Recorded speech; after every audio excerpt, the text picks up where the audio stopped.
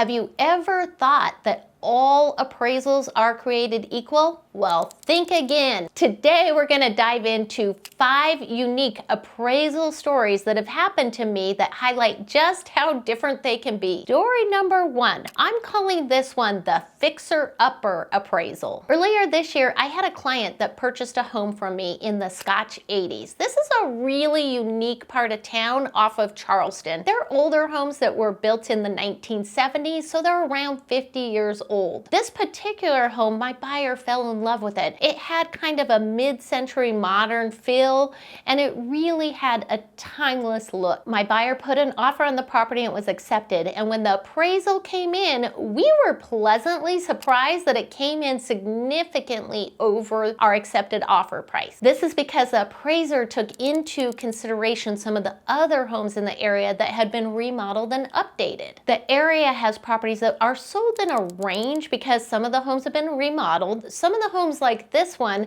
have not been remodeled but are well maintained, and some were even needing work. So depending on condition, there was a wide range of values for the properties. The area is highly desirable, and we're seeing homeowners and investors go in and remodel and update many of the properties in the area. This rising tide has lifted the value of all the properties in the area, including this one. Story number 2. I'm calling this one the underappraised new construction home. I have a buyer right now that is in contract on a new home construction in Cadence. Cadence is a brand new area in Henderson. This home has modern finishes, energy efficient appliances, everything you can want with new home construction. When we met with the track agent and the client submitted an offer to the builder, the track agent was insistent that every new phase they were upping the price by at least $5,000. She was pretty clear that we should have no problem on appraisal. However, when the appraisal came back, it was $20,000 less than the price we had agreed upon with the builder. The reason? Well, the appraiser didn't take into consideration some of the recent closes through that builder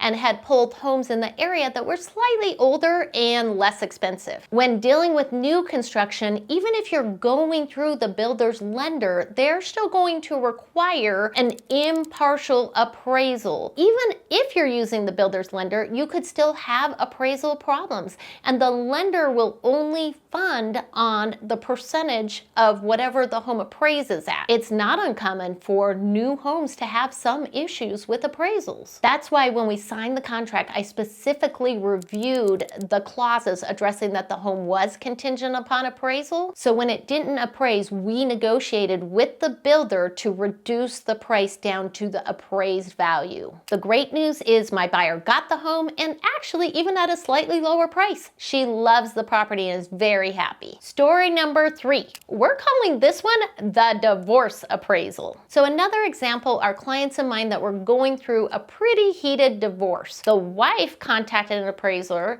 and she was keeping the home, wanting to have the appraisal come in as low as possible. That appraisal did come in surprisingly low. The appraiser looked at some of the items that needed work and updating in the home. The husband was disappointed, so he had his own appraiser come out, and sure enough, that appraisal came in significantly higher. Both parties were left with conflicting values of the same home, creating distrust and tension among them. Divorce situations can be tricky, specifically when both parties have a vested interest in the appraisal value coming in towards their specific goals. I met with them and eased tensions by providing information on the market and a comparable market summary. I helped them understand market trends and a more balanced approach to value. If you're new to my channel, hi there! Leslie Carver here, your expert guide in the world of real estate with a special focus on Henderson. I'm here to offer advice, insights, and updates so you can make an informed decision when buying or selling real estate in Las Vegas and Henderson. Please remember to like, subscribe, and click the bell so you get notified when a new video is released. Let's keep going. Story number 4. I'm calling this one the refinance roulette. When interest rates were 3%, many of my clients took advantage of the lower rate by refinancing to secure a lower payment. These specific clients thought they had lots of equity and the home would appraise pretty high.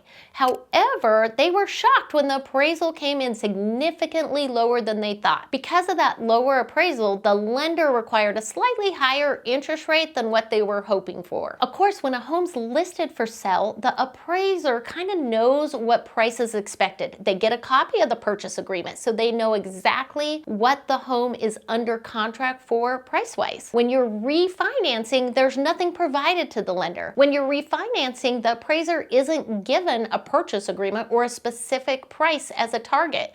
And as values range, there's anywhere along that range that it can come in at. So when you're refinancing, it's crucial that you treat that appraisal similar to how you would when the home's being sold. Make sure that the property shows well and that any repairs that are needed have been completed. Also have an idea of what range the home kind of value will come in. And if you've completed improvements on the property, give the appraiser a list of items that have been done to help the appraiser justify the higher price. I guide my clients through this process by providing a comparable market analysis prior to the appraisal, so we have a good idea of where the expected value will come in at.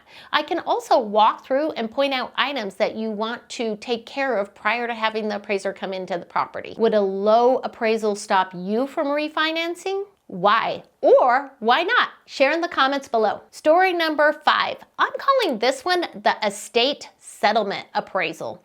I have a property listed for sale right now in Pahrump, and this property is an estate sale with 10 adult heir children. So there's a lot of people involved. I've been dealing with the older son who's the trustee of the estate. We listed the home for $475,000 and got into contract at list pretty quickly. However, the buyer during the home inspection found out that the property is located on expansive soil and that there's a lot of structural concerns. That buyer canceled escrow. The estate required an appraisal to reduce so that all of the children were on the same page. Unfortunately, the home appraised at $475,000. Again, the appraiser was not willing to take into consideration the structural concerns.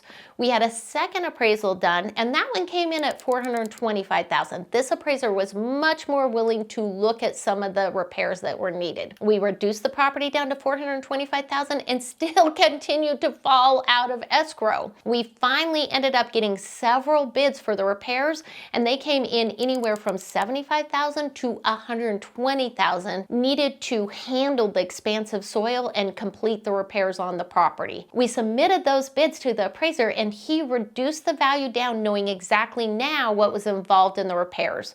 We reduced our sale price down to $385,000 and now are under escrow with a true serious buyer. In this case, we were actually looking for the appraisal to come in lower so that we had the justification to reduce the list price and secure a buyer that was willing to take on these repairs after close of escrow. So it helps if you can submit information to the appraiser to help justify the lower price. You can also submit information to an appraiser to help justify a higher price. I do this every time I take a listing.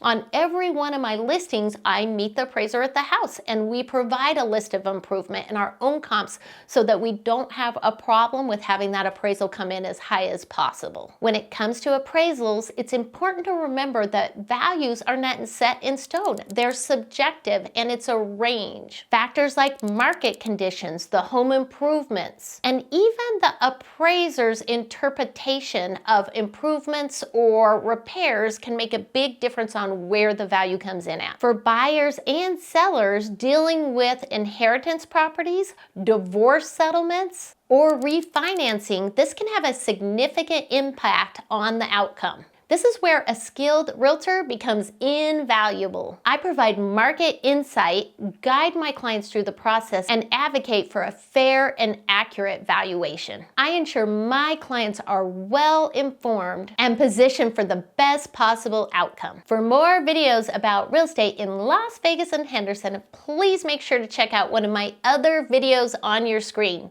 I appreciate you for watching and see you on the next one.